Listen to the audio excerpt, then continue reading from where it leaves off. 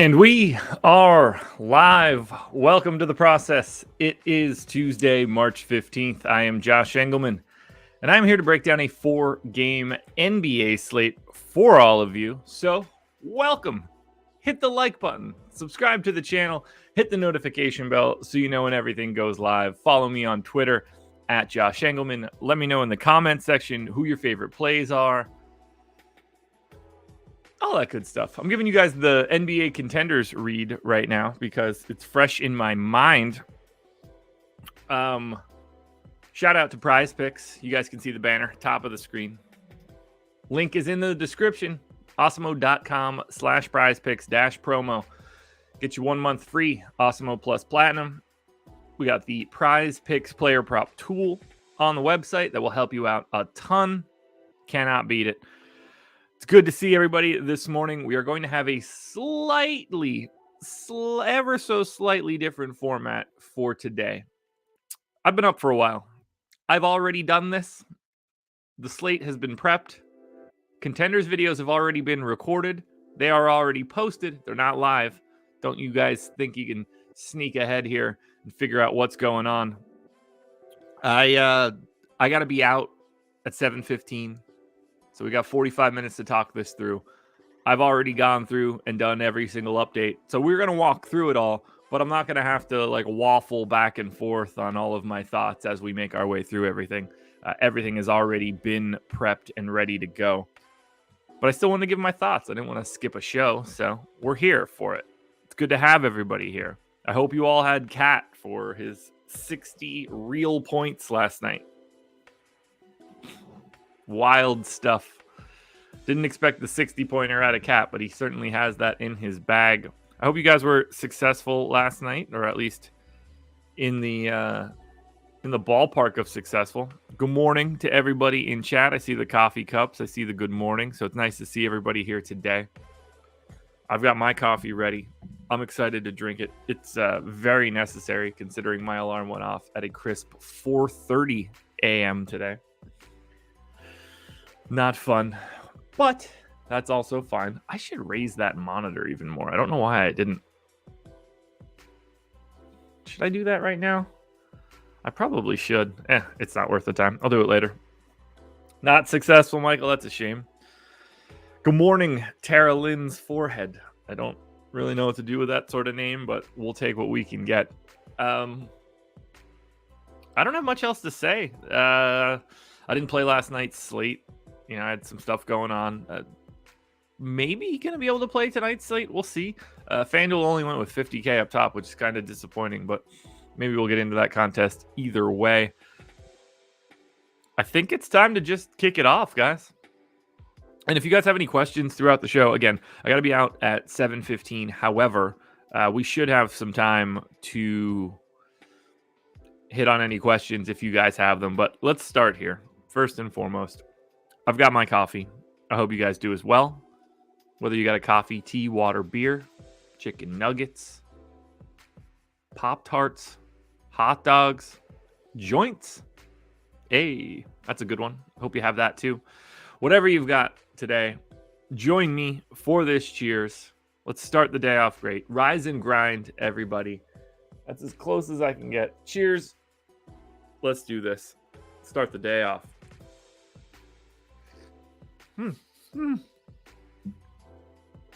Oh, it's really hot. It's really hot. Do I sleep? I don't know, how much sleep did I get last night? Let's find out. I slept for 6 hours and 55 minutes, evidently. So, yes, I do, in fact, sleep. It was easy. All right, here we go. Let's start off this slate. And we're starting it off with, basically the biggest piece of the day. And that is Ja Morant is doubtful. And I think everybody sort of knows what needs to be done when Ja Morant is doubtful. Tyus Jones will start. Tyus Jones has started 14 games with no Ja Morant this season.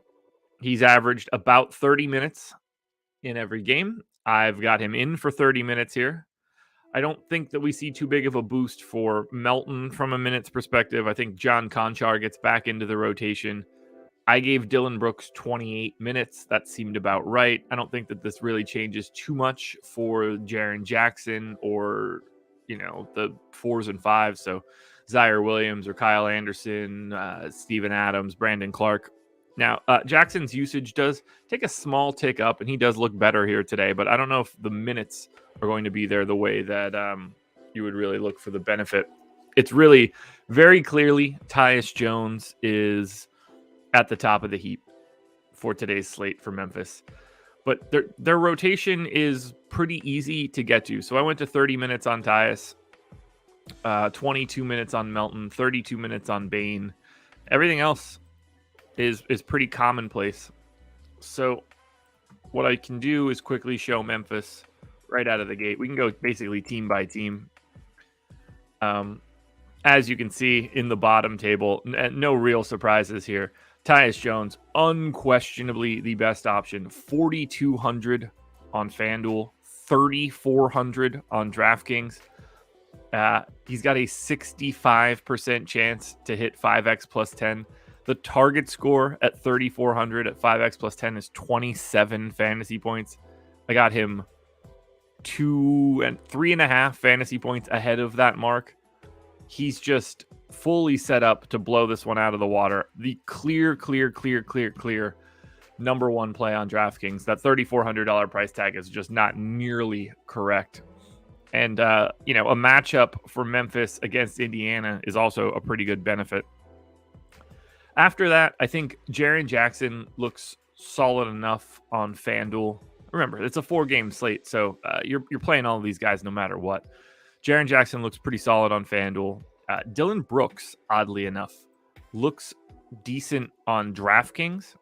He's shooting guard, small forward eligible. That is a place that really stands out to me. And then after that, everything is like good, not great.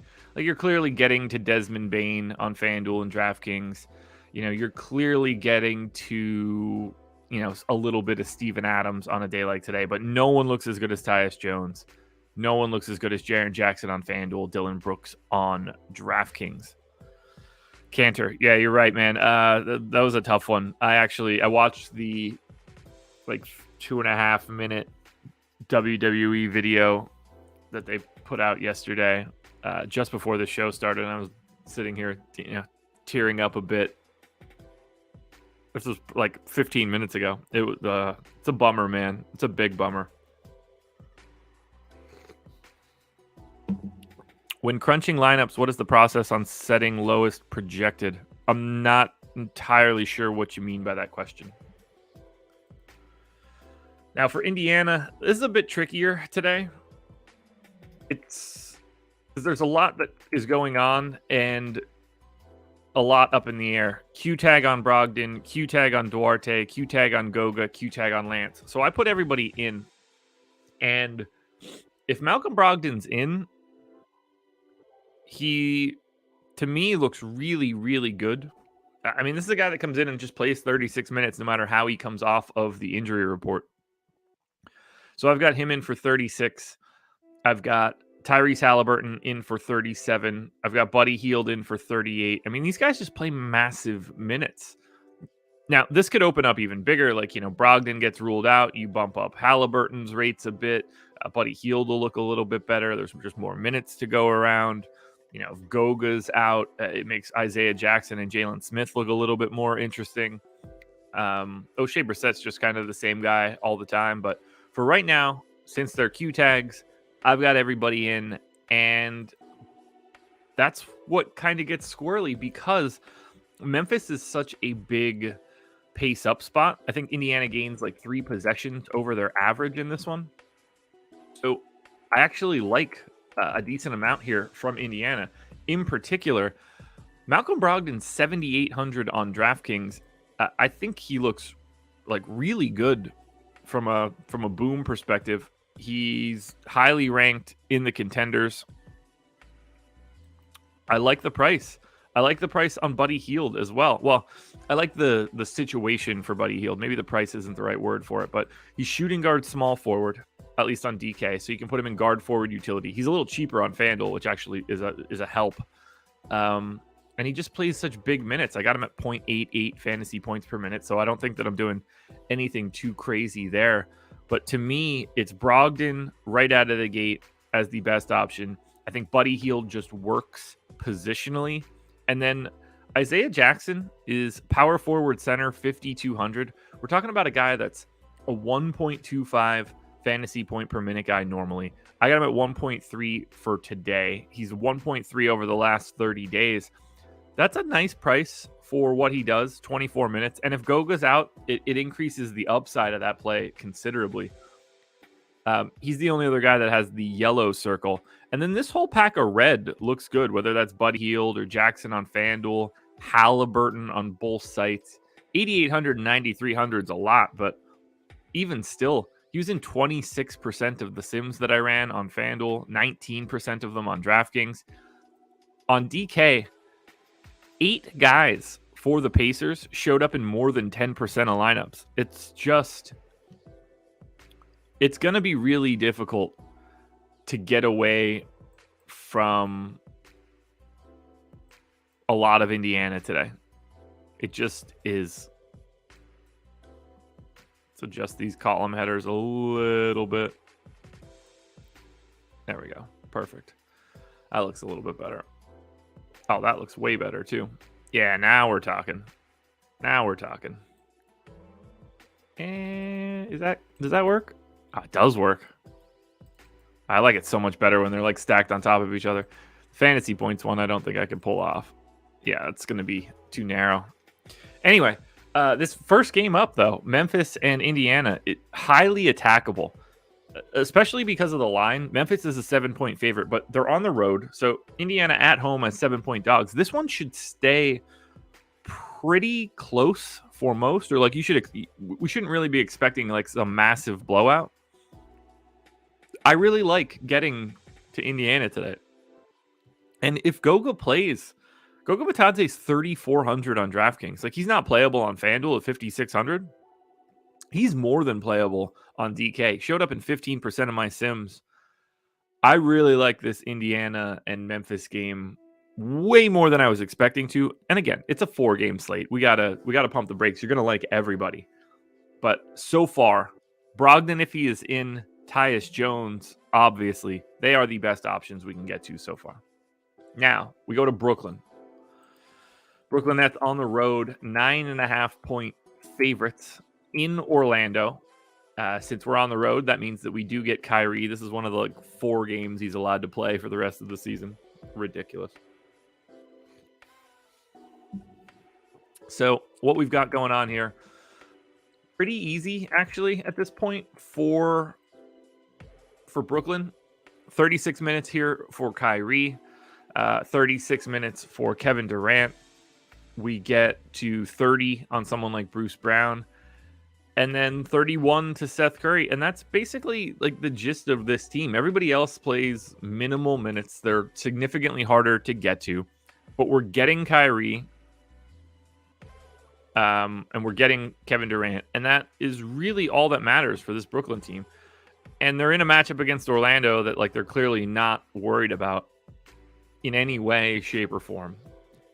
Curry is questionable, so keep your eyes peeled for that. Clearly no Ben Simmons, no LaMarcus Aldridge. Cam Thomas also questionable.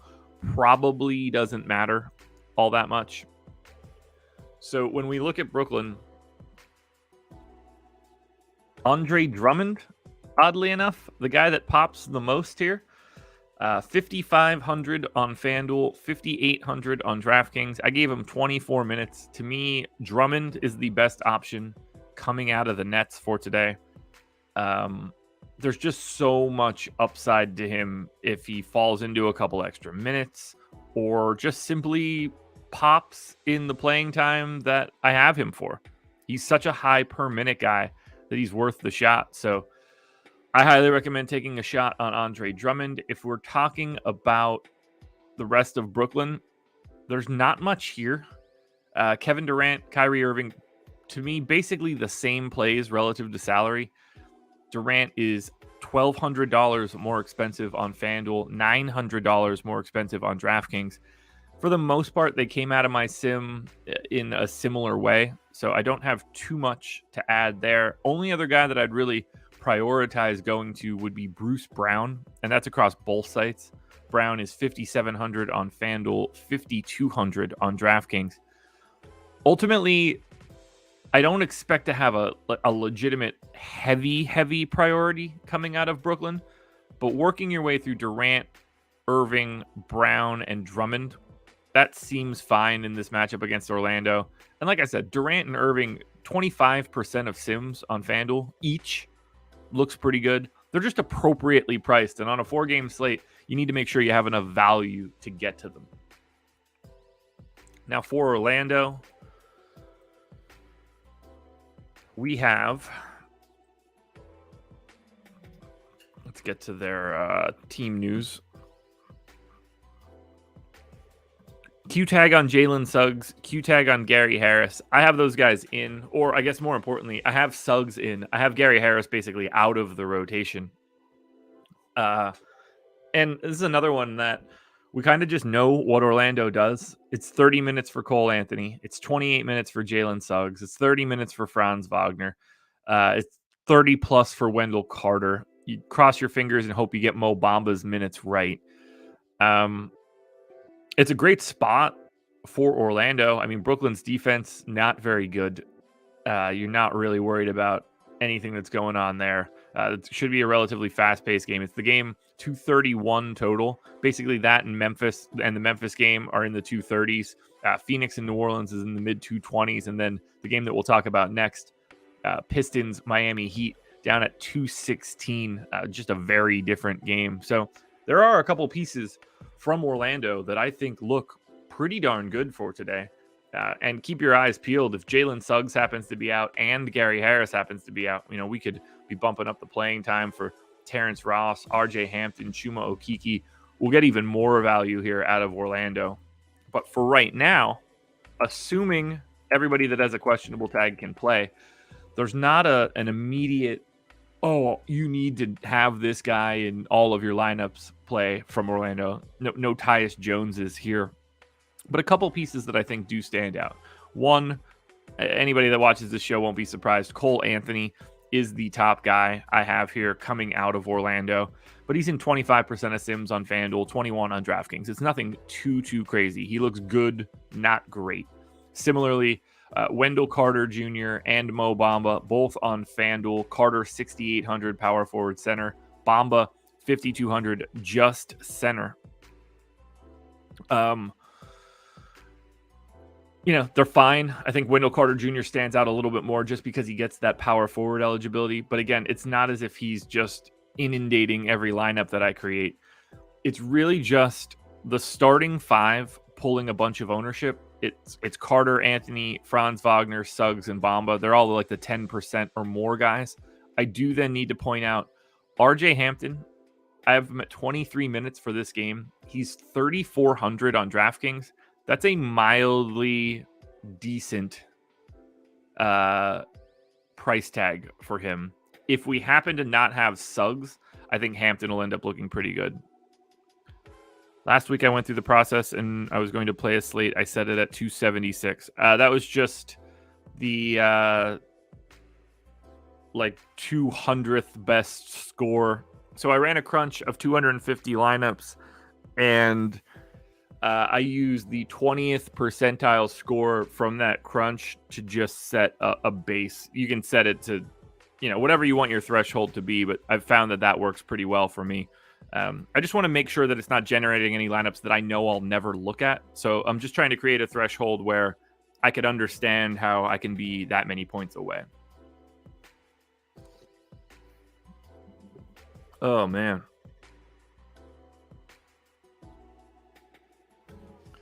Thoughts on Fultz? Can't imagine playing him on either site. Jazzy J, nice to see you. Yeah, the Fultz is unplayable. You would need Suggs and Gary Harris to be out, and even then, I don't know if Fultz is even going to get enough minutes to matter. So that's Orlando. That's 2 teams down. We go now to the worst game of the day. The Detroit Pistons, 13-point dogs in Miami, 216 total. Detroit is basically decent. No, not 20% away from the highest scoring lineup. The 20th percentile of the 250 lineups I generated. So there's no, it's going to be different every day.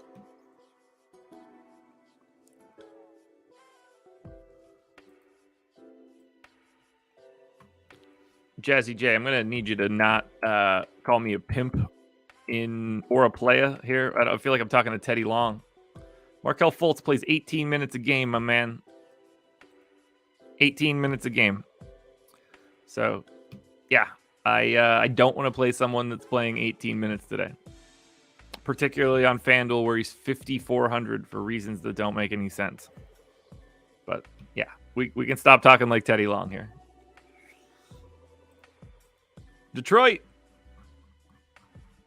So they're missing some of their guys. Obviously, no Diallo, no Frank Jackson, but Isaiah Stewart is back off the injury report. Killian Hayes is probable. Rodney Magruder is available. I don't think that that's going to matter all that much. So we're back to Corey Joseph and Killian Hayes splitting the point guard minutes.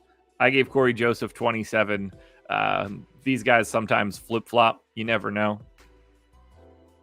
So I've got that set up. I went 36 on Cade. He's just been playing a ton of time lately. Cade Cunningham, actually. All right. Well, goodbye. Take a break, Jazzy J. You're exhausting. Yeah, so Cade just plays a lot. And that was pretty interesting to me. I didn't realize he had been playing as much as he is.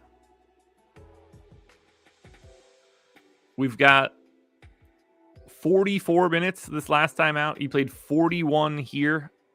Again, neither of those are overtime games or anything. 36, 43 in this one. That's an overtime game. But even if you take 5 away, that's still 38. So I think 36 minutes for Cade works. I got Isaiah Stewart right back in for his 27. Bagley backing that up. Jeremy Grant and Kelly Olynyk. I mean, those 4 guys are basically like splitting all of the 4 or 5 minutes. You get your normal Sadiq Bey run. The problem here is that they're massive underdogs against a great defensive team in a slow-paced game. It just makes it rough. So, for the Pistons. The problem here is that some of the pricing works out really well. Cade Cunningham is 7,400 on FanDuel. If he continues to play 36 minutes, to me, he's one of the best plays on the slate. He's in 35% of my sims. Massive boom score. Just looks really good. I don't mind getting to Cade on DraftKings at 8,300. He's just not nearly as good of a play as he is on FanDuel. Same for Jeremy Grant. Same for Sadiq Bey. Both of those guys are better priced on FanDuel than they are on DK. Bey is 5,700. He's 6K on DraftKings. Looks solid across both. Jeremy Grant is 5,800 on FanDuel, 6,400 on DraftKings. Looks solid across both, but Cunningham, Grant, and Bey just better. All 3 of them better on FanDuel than they are on DK. And then there's just not much else for Detroit. It's really hard to prioritize the worst team on the slate in the worst matchup.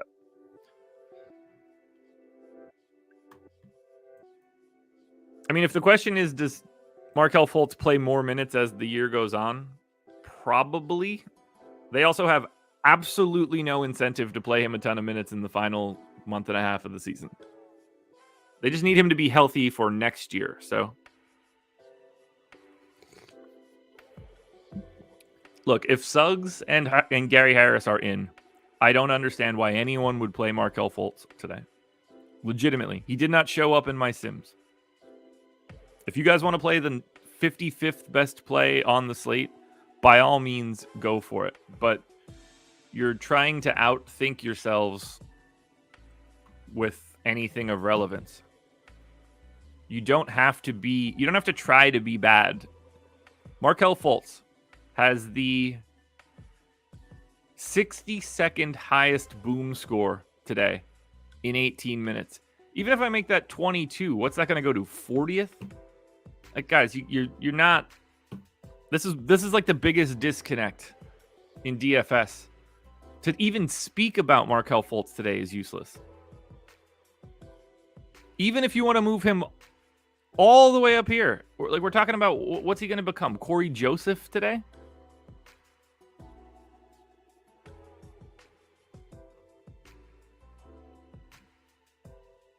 Yeah, it just we gotta break free from the thought process that like that's a good idea. Do I think Fultz starts next year? I'd be surprised.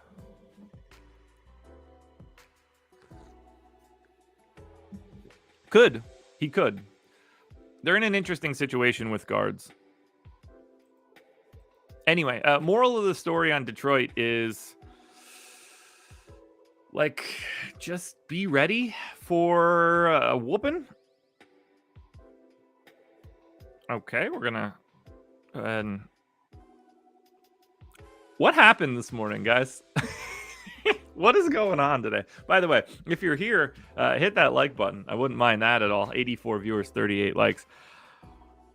We're on one today. Ooh, little creaky. That's fine. Now, let's go to Miami. That's going to be the next spot. And they are essentially full strength. The only guy that's not available for Miami is Martin. But Butler is off the injury report. Victor Oladipo is in. Caleb Martin is out. And then that's all that we really need to worry about. So, you know, we're going to get the 33 minutes out of Kyle Lowry. We're going to get 35 minutes or so out of Jimmy Butler. You know, Bam's going to play his normal run. Duncan Robinson plays his normal run. Tyler Hero plays his normal run. We know what the Miami rotation looks like. We just know it. Like, they don't deviate all that much. This probably puts Max Strus back in for a bit.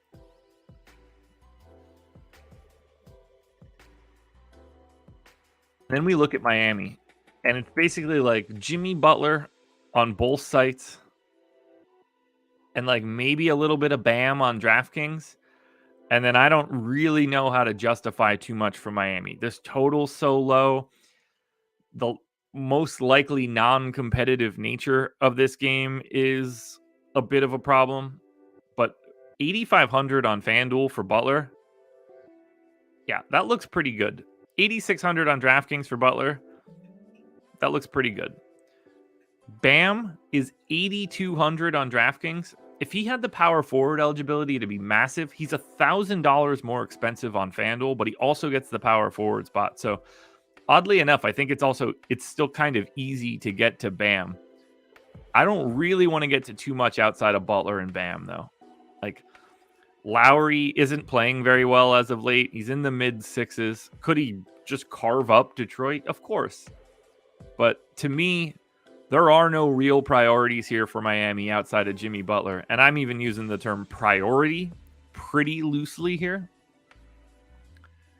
You know, if you want to attack this game and hope that it stays competitive or hope that the Pistons win, like, that could be a decent way to get different. There's enough there where it makes sense. But between the pricing and the style of the game, this one just screams, I don't want to be there all that often. Miami, 27th in pace. Detroit's 19th. It's not ideal. Then we've got one game to go. Final game here. Phoenix Suns. 6-point favorites in New Orleans. 225 total. Phoenix, we know what's going on. We know that we don't have Chris Paul. Cam Johnson is still out for this one. And then everything else is normal. Totally normal. So, you know, you're getting the 33 minutes out of Payne and 36 out of Devin Booker. You know, we get out of DeAndre Ayton and Jay Crowder. Like, the Phoenix rotation, not all that crazy today. And they got a matchup against the Pels, which is pretty solid. But for Phoenix, it's a pricing thing. Now that Chris Paul has been out as long as he has, these guys have come up in price. Like Devin Booker's already 10,400 on FanDuel. Does he look good? Sure. Does he look great? No. 9,600 on DraftKings, a little bit more appealing. The best thing that you're going to find here is Cam Payne on FanDuel. He's 7K there. He's got point guard and shooting guard. Or if you want to go to him on DraftKings, 7,700, just point guard. Not all that great. DeAndre Ayton looks fine. Not all that crazy. Mikal Bridges looks fine. Not all that crazy.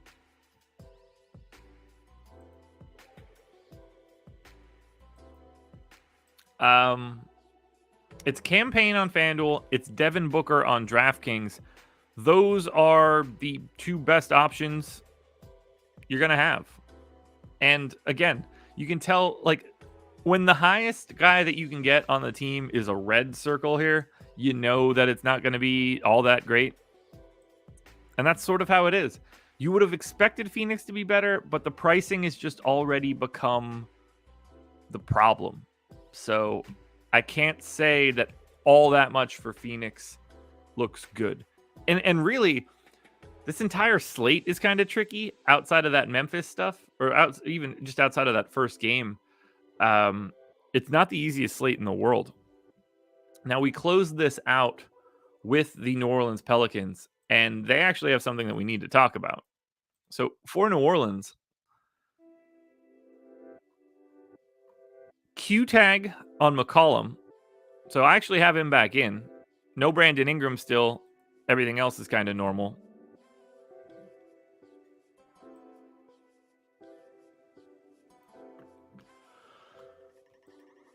So we've got CJ back in business. I gave him 36 minutes. That's just sort of what he does. I dropped Devontae Graham to 28. You get Joe Val in for 30. You get Jackson Hayes in for 28. Najee Marshall's been playing a bunch. Trey Murphy's been playing a bunch. Herb Jones gets his 30 minutes. So we know what's going on here. Now, CJ McCollum has bonkers rates with Brandon Ingram off the floor so far in New Orleans. Like, an assist rate that I can't enter here because it's so different than his normal one that it's very clearly an outlier, but I have bumped it up considerably. I bumped his rebounding rate up considerably. I got his usage in at 32%. I got Joe Val's usage rate locked. I've got Najee Marshall's usage rate locked. They are the guys that sort of soak up all of the usage. And Phoenix is a bit of a pace-up spot here. So we get to CJ McCollum. Particularly on FanDuel at 8,500, McCollum looks really good. That price tag on McCollum is too low for... The price tag on McCollum on FanDuel is way too low for his role if he is in.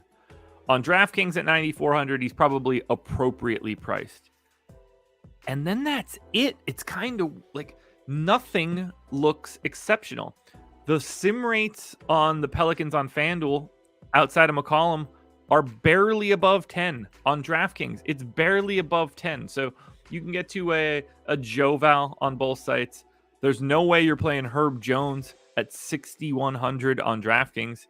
4,400 on FanDuel is a very different output.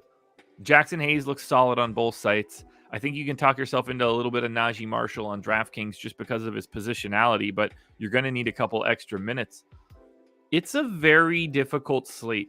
There are like 4 or 5 pieces that are very obvious that should just get jammed in, and then you're really casting a pretty wide net, and I don't see a lot that immediately stands out. So that is our trip through the slate. That's all 4 games that we've got for today. I've already run crunches, so we can take a look at those. We'll start with FanDuel. And on FanDuel optimal was 327.2. That's the optimal by 0.6 of a point. It's Malcolm Brogdon, Tyus Jones, CJ McCollum, Cam Payne, Jimmy Butler, Dylan Brooks, Wendell Carter Jr., Jaren Jackson, and Andre Drummond. None of that's all that surprising to me. You get In that second lineup, you basically you get Cade in for Brogdon. You get Jeremy Grant in for Wendell Carter. I can go with either one of those, honestly, and I don't think it's all that nuts. But if we look at the power rankings,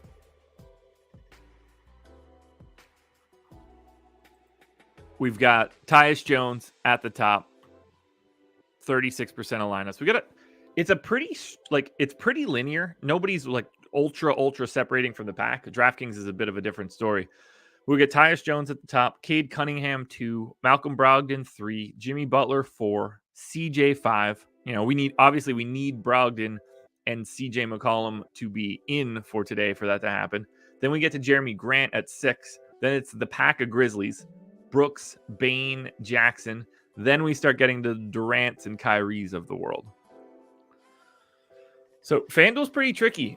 There's nobody, like, it's a pretty clear step down, straight down the list. But if Brogdon gets ruled out and CJ gets ruled out, then this whole slate changes pretty dramatically to me. Mark, am I going to fill out some brackets? No, probably not. I don't really care about the NCAA tournament.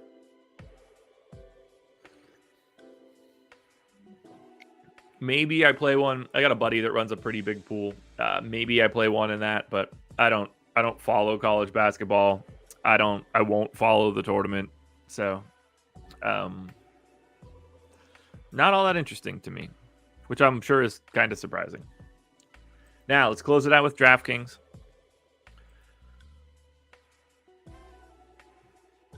Yeah, that's a good point. Man, maybe Scott Hall's getting me from the grave. All right, so 284.9 came up twice for optimals on DraftKings. One of them is 4 Grizzlies: Tyus Jones, DeAnthony Melton, Dylan Brooks, Isaiah Jackson, Bam Adebayo, Malcolm Brogdon, Jaren Jackson, CJ McCollum. So we've got 2 questionable guys in there, but 2 of my favorites. That's CJ at 9,400, by the way, still showing up on DK. Now, you can swap this lineup out for, let's see, it's DeAnthony Melton out and Isaiah Stewart in. And if you make that swap, it's the exact same fantasy score. Now, on DraftKings for power rankings, this is where you start to see the difference. Tyus Jones came out of the sim in 44% of lineups. The next closest guy was Malcolm Brogdon at 25. Tyus Jones is 3,400 on DK. You put him in everything. Jam that dude in. Every cash lineup, first guy in. GPP lineups. If lock were right now, I would unquestionably have 100% Tyus Jones. 3,400 is just not the correct price for a starting point guard. But the rest of the power rankings are really, really flat on DK. So it's Brogdon, Hield, Butler, Brooks, Jeremy Grant, Isaiah Jackson, Jaren Jackson, Cole Anthony, CJ McCollum, Devin Booker. There's not really anything separating every name that I just named. Like, all those guys are basically the same relative to their salary. I think DraftKings is really, really difficult today, the way that it's set up. Maybe it opens up a little bit more if Brogdon or CJ McCollum end up out. But right now, it's one obvious play in Tyus Jones. And then, if you want to tell me that you like Desmond Bane more than Dylan Brooks, I get it. Like, I totally get it. However, you can bounce either direction. Like, Brooks's price and positionality on DraftKings really complicates matters for the Grizzlies today.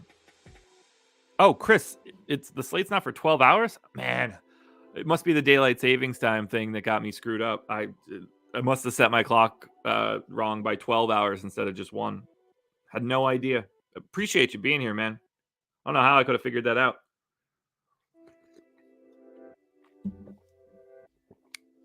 Why didn't anybody tell me before you? You guys let me talk for the past 40 minutes. Jesse, question is a little off topic, but I wanted to ask if you have any tips on building a lineup weighting Excel spreadsheet. I wish that I did, and it's not that I'm trying to not give tips. Just build it. is really the best that I can say. I think the easiest way to do something like that is to think about what you want, write that shit down, and go step by step through it. Like, you really need to just put out a plan of attack. If your thought process is, I want to weight my lineups in Excel. Okay. Well, the first step is, how do I get my lineups into Excel? Well, however you want to set that import up, if you want to copy and paste them, or, have it set up to just automatically refresh, either way. And then you just want to think about what you want to be able to see for each of those lineups. Do you need to look up salary for each player, fantasy points for each player, boom rates for each player, ownership for each player? You're going to need to look all of that up from somewhere, add that to the table. Now, depending on how you want to rank those, are you trying to take the product of some of those numbers, the sum of some of those numbers? Are you ranking based on percentiles? All of that sort of stuff.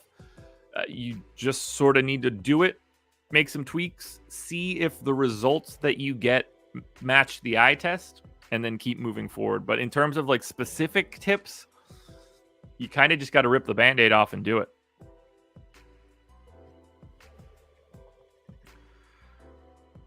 Alrighty, that's a DraftKings crunch in the books. 120 viewers, 60 likes. I'm not going to be here long enough to get to the 100, so I'm hoping you guys can continue to hit that like button after we go. But I think that's everything, guys. I appreciate you guys being here for this one. Apologies for the mildly abridged version of this. However, I think that, from a 4-game perspective, I think we got through it pretty clean. I think that I hit on enough stuff. I think I hit on all the rotations and everything. So I think we got what we needed out of this show, even though it was a little bit different. So who knows? Who knows? Mark Curry. Do I think Tyreek gets up to play with the Bucks? I don't think he'll matter. I mean, he's not exactly what they're missing. So it's more important that Brook Lopez is healthy. Alrighty, guys. Thanks for being here. Good luck on everything. I'm done for content today, not on anything else. So best of luck on everything. If I'm playing tonight, maybe I'll peek my head into Discord. I just don't know what my schedule is going to look like for the rest of the day. So good luck, everybody. Enjoy yourselves. This was The Process.